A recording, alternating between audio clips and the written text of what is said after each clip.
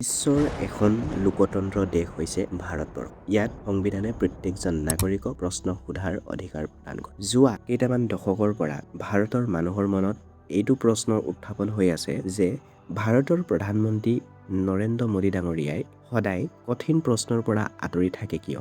1983 চনত ইন্দিৰা গান্ধী নৰৱেত গৈছিল আৰু আজিৰ পৰা ঠিক 43 বছৰৰ পিছত নৰেন্দ্ৰ মোদী ডাঙৰীয়া নৰৱেৰ ভ্ৰমণত গৈছে। 1983 চনত ইন্দিৰা গান্ধীয়ে সেই সময়ৰ প্ৰধানমন্ত্ৰীৰ লগত আলাপ আলোচনাত বহি যিমানবিলাক প্ৰেছৰ প্ৰশ্ন আছিল প্ৰত্যেক প্ৰেছৰ প্ৰশ্নৰ উত্তৰ দি থৈ আহিছিল। আৰু এতিয়া 2026 চনত প্ৰধানমন্ত্ৰী নৰেন্দ্ৰ মোদী ডাঙৰীয়াই নৰৱে ভ্ৰমণ কৰোঁতেনে তাত এটাও প্ৰশ্নৰ উত্তৰ নিদিয়াকৈ তেওঁ উভতি আহিল। এতিয়া এইটো প্ৰশ্নক লৈ গোটেই ইণ্টাৰনেট তোলপাৰ লাগি আছে যে যেতিয়া প্ৰধানমন্ত্ৰী মোদীয়ে নৰৱে ভ্ৰমণ কৰিছিল তাত আলাপ আলোচনাত এগৰাকী নৰৱে প্ৰেছ হেলালিঙে প্ৰশ্ন কৰিছিল যে প্ৰধানমন্ত্ৰী মোদী ডাঙৰীয়া আপুনি বিশ্বৰ সবাতোতকৈ প্ৰেছত ফ্ৰীডম থকা ৰাষ্ট্ৰখনৰ প্ৰেছে কৰা এটা প্ৰশ্নৰ উত্তৰ আপুনি কিয় দিব বিচৰা নাই? আপুনি যদি আজি নিউজ চেনেলবিলাকত চাবলৈ যায় তেন্তে এইটো দেখিবলৈ পাব যে 43 বছৰৰ পিছত প্ৰধানমন্ত্ৰী নৰেন্দ্ৰ মোদী ডাঙৰীয়াই নৰৱে ভ্ৰমণ কৰিছে, কিন্তু এইষাৰ প্ৰশ্ন কেতিয়াও নুঠাব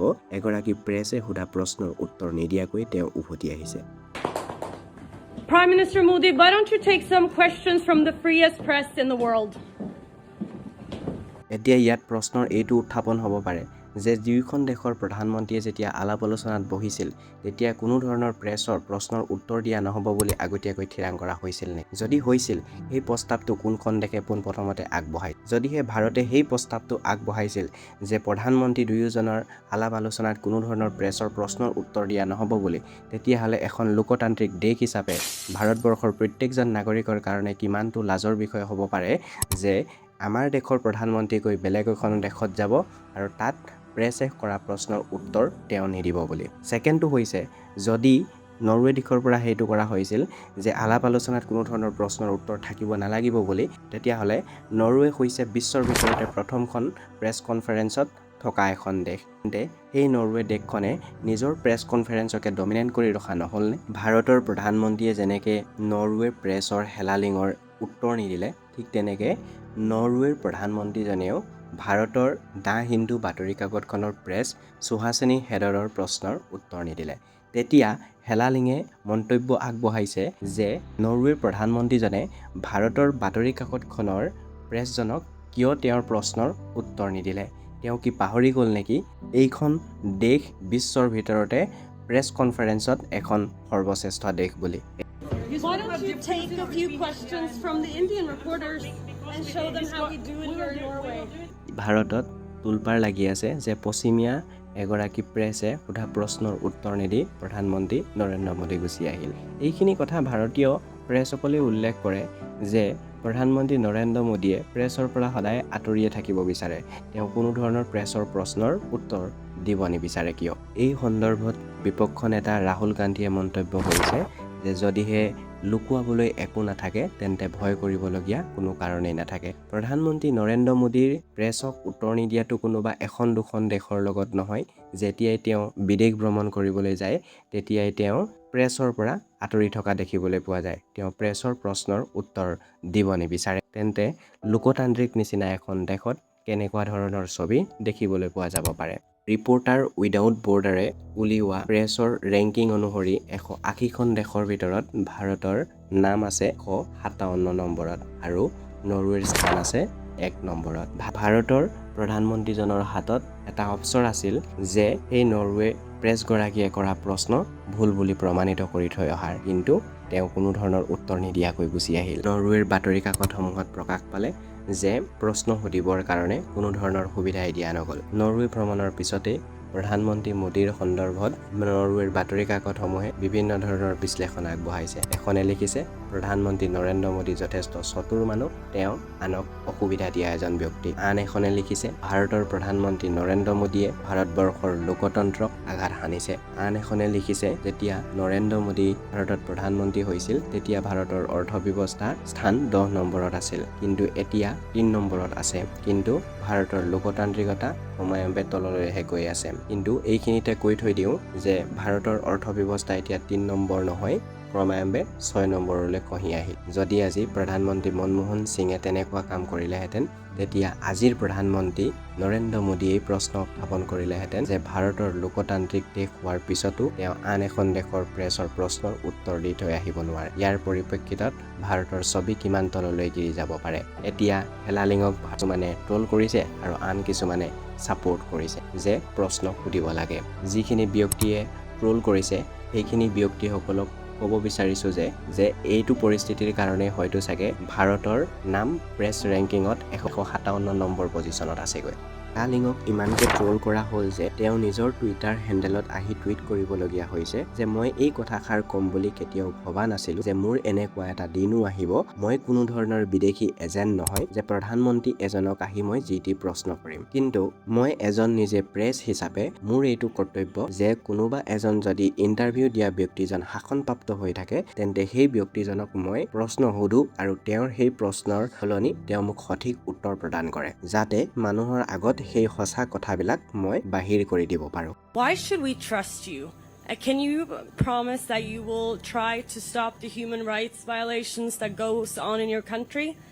And also, will the Prime Minister start taking critical questions from the Indian press at some point in the future? You look around, you see an India connect everywhere in the world.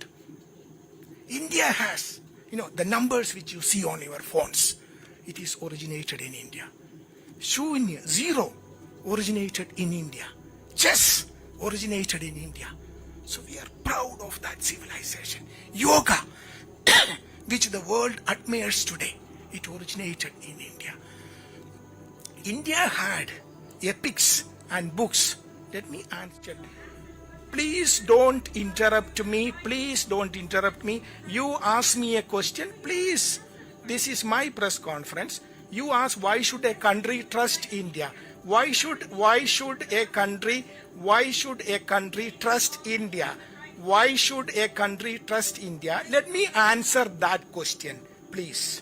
So India is a civilizational country which has something unique which it offered to the world and it continues to offer to the world. People have no understanding of the scale of India. People have no understanding. They read, one or two news reports published by some God-forsaken, ignorant NGOs and then come and ask questions. Don't worry about it. 2023 চনত সবৰিনা সিদ্দিকী নামৰ এগৰাকী প্ৰেছৰ লগত প্ৰধানমন্ত্ৰী মোদীক প্ৰশ্ন কৰোঁতে যিখিনি হৈছিল আজিও সেইখিনি হেলালিঙৰ লগত হৈ আছে। আপুনি সংযোগটো চাব পাৰে যে হেলালিঙে আজি কৰা প্ৰশ্নটো সবৰিনা সিদ্দিকীৰ প্ৰশ্নটোৰ লগত প্ৰায় মিলেই আছে। সেই সময়ছোৱাত 2023 সবৰিনা সিদ্দিকীয়ে প্ৰধানমন্ত্ৰী মোদীক প্ৰশ্ন কৰিছিল। Prime Minister, India has long prided itself as the world's largest democracy, but there are many human rights groups who say that your government has discriminated against religious minorities and sought to silence its critics. As you stand here in the east room of the White House, where so many world leaders have made commitments to protecting democracy, what steps are you and your government willing to take to improve the rights of Muslims and other minorities in your country and to uphold free speech? যে ভাৰতবৰ্ষ এখন গণতান্ত্ৰিক দেশ, তথাপিতো ভাৰতত সদায় মাইনৰিটিৰ ওপৰত অত্যাচাৰ চলোৱা। গতিকে সেই মাইনৰিটিবিলাকৰ ওপৰত অত্যাচাৰ শেষ কৰিবৰ কাৰণে আপুনি কেনে ধৰণৰ ব্যৱস্থা গ্ৰহণ কৰিব পাৰে? डेमोक्रेसी कैन डिलीवर, और जब मैं डिलीवर कहता हूं तब कास्ट, क्रीड, रिलीजन, जेंडर, किसी भी भेदभाव को वहां जगह नहीं होती है। और जब हम लोकतंत्र की बात करते हैं तब अगर ह्यूमन वैल्यूज नहीं है, ह्यूमैनिटी नहीं है, ह्यूमन राइट्स नहीं है, फिर तो वो डेमोक्रेसी है ही नहीं। और इसलिए जब आप डेमोक्रेसी कहते हैं, जब डेमोक्रेसी को स्वीकार करते हैं और जब हम डेमोक्रेसी को लेकर के जीते हैं, तब डिस्क्रिमिनेशन का कोई सवाल ही नहीं उठता है। और इसलिए भारत सबका साथ, सबका विकास, सबका विश्वास, सबका प्रयास, उन मूलभूत सिद्धांतों को लेकर के, और इसलिए हम चलते हैं। भारत में सरकार के जो बेनिफिट्स हैं वो एक्सेस टू ऑल है, जो भी उसके हकदार हैं उन सबको मिलते हैं। इसलिए भारत के लोकतांत्रिक मूल्यों में कोई भेदभाव नहीं है, न धर्म के आधार पर, न जाति के आधार पर, न उम्र के आधार पर न भूभाग के आधार পত্ৰকাৰজনে সেই প্ৰশ্নটো সোধাৰ পিছত ইমান নিন্দনীয় পৰিস্থিতিৰ সন্মুখীন হ'ব লগা হ'ল যে আমেৰিকাৰ হোৱাইট হাউচে তেওঁৰ হৈ উত্তৰ দিবলগীয়া হ'ল। আমেৰিকাৰ ৰাষ্ট্ৰীয় সুৰক্ষা ব্যক্তিজনক এই সন্দৰ্ভত সোধা হ'ল যে ইয়াৰ কাৰণে আপুনি কেনেধৰণৰ বক্তব্য প্ৰদান কৰিব। তেতিয়া তেওঁ ক'লে যে এখন লোকতান্ত্ৰিক দেশে তেনেকুৱা কাণ্ড কৰাটো আমাৰ কাৰণে অতি নিন্দনীয় কথা। 2017 চনত মুৰি ডাঙৰীয়া আমেৰিকাত গৈছিল। 2023 চনত আমেৰিকাত যোৱাৰ পিছত সেই প্ৰশ্নৰ সন্মুখীন হ'বলগীয়া হ'ল আৰু 2023 চনত যেতিয়া মোদীয়ে আমেৰিকা ভ্ৰমণ কৰিছিলে তেতিয়া নিউয়ৰ্ক টাইমছে এনেদৰে ৰিপৰ্ট উলিয়াইছিলে যে এই দিনটো নোট কৰি লওক যে প্ৰধানমন্ত্ৰী মোদীয়ে এখন প্ৰেছত ভাগ ল'বলৈ গৈ আছে।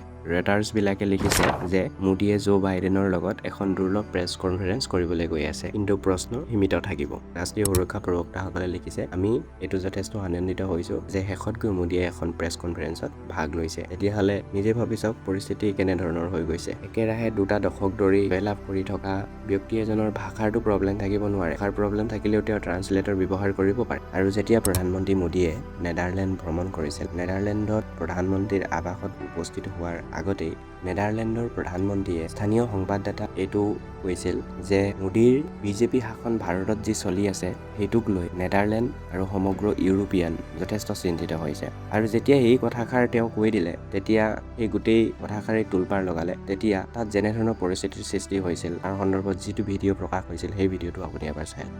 Today, during a statement of Prime Minister Jette, he said that the Netherlands and European Union are worried about, he said, press freedom and minority rights, among them the Muslim community and smaller communities. I wonder what the responses of the Indian government. Let me tell you from my experience. We face these kind of questions basically because of the lack of understanding of the person who asked the question. You need to have more understanding of India to appreciate what India Prime is. Minister should have more understanding because it's not something we say. I haven't seen that statement. Okay. I'm referring to the question which about that topic which was raised about the freedom, and I think I have clarified how beautiful a country India is. হেলালিঙে সেই প্ৰশ্নৰ উপৰিও এইটো সুধিছিল যে প্ৰধানমন্ত্ৰী মোদীয়ে ভাৰতৰ পত্ৰকাৰসকলৰ কেতিয়াৰ পৰা প্ৰশ্ন ল'বলৈ সাহস কৰিব। বিদেশ মন্ত্ৰালয়ে যেতিয়া হেলালিঙৰ প্ৰশ্নৰ উত্তৰ দিবলৈ গ'ল তেতিয়া হয় কেতিয়াবা ভাৰতীয় পুৰণা সংস্কৃতিৰ কথা ক'লে, নহয় কেতিয়াবা ভাৰতৰ সেই 5000 বছৰৰ পুৰণি যুগৰ কথা কৈ হাত সাৰিব বিচাৰিলে। এনেধৰণৰ কথাবিলাকৰ পৰাই গম পাব পাৰি যে প্ৰধানমন্ত্ৰীৰ মোদীৰ শাসনত থকা বিজেপি চৰকাৰে কেনেধৰণে প্ৰেছৰ পৰা সদায় আঁতৰি থাকিব বিচাৰে। আৰু এনেকুৱা ধৰণৰ কাৰণেই হয় য'ত নেকি ভাৰতে প্ৰেছত নেকি 157 নম্বৰ পজিশ্যনত এতিয়া বৰ্তমান আছেগৈ। আপুনি নিজে এবাৰ ভাবি চাওক, যদি হিন্দু মুছলমানৰ প্ৰশ্নক লৈ তেওঁলোকে শাসনলৈ আহিব পাৰে, যদি হিন্দু মুছলমানৰ প্ৰশ্নক লৈ নিৰ্বাচনৰ আগত তেওঁলোকে যিটো কনফিডেন্সত কথা কয়, সেই একেটা কনফিডেন্সতে যেতিয়া বিদেশ মন্ত্ৰালয়ে আন দেশসমূহক উত্তৰ কৰিব লাগে তেতিয়া হিন্দু মুছলমানৰ প্ৰশ্ন কিয় উত্থাপন কৰা নহয়? তেতিয়া কিয় তেওঁলোকে সেই হিন্দু মুছলমান প্ৰশ্নৰ পৰা ফালৰি কাটি আহিব বিচাৰে? যি এখন লোকতান্ত্ৰিক দেশ হিচাপে যেতিয়া সঁচা কথা এষাৰ প্ৰচাৰ কৰা হয় তেতিয়াহ'লে সেই ব্যক্তিজনক আঁতৰ কৰি দিয়া হয়। কণ্টেণ্ট ক্ৰিয়েটৰবিলাকৰ মুখ বন্ধ কৰা, তেওঁলোকৰ চেনেল ডিলিট কৰি দিয়া, ৰিপৰ্টাৰ্ছে যদি কিবা সঁচা কথা উত্থাপন কৰিছে তেতিয়াহ'লে সেই ৰিপৰ্টাৰজনক আঁতৰ কৰি দিয়া, এই সকলোবিলাকতো চলি আছে। আজি ডলাৰৰ তুলনাত যেনেকৈ টকাৰ পৰিমাণ হ্ৰাস পাই গৈ আছে, ঠিক একেদৰে ভাৰতবৰ্ষত প্ৰেছবিলাকৰ যিখন এখন ইণ্ডিপেণ্ডেণ্ট ছবি, সেই ছবিখনো বেলেগ দেশৰ তুলনাত যথেষ্ট তললৈ গুচি গৈছে। যদি ভিডিঅ'টো ইনফৰ্মেটিভ লাগিলে তেন্তে লাইক আৰু ছাবস্ক্ৰাইব কৰিবলৈ নাপাহৰিব। পুনৰ অন্য এটা ভিডিঅ'ত লগ পোৱাৰ আশাৰে আজিলৈ ধন্যবাদ। জয় আই অসম।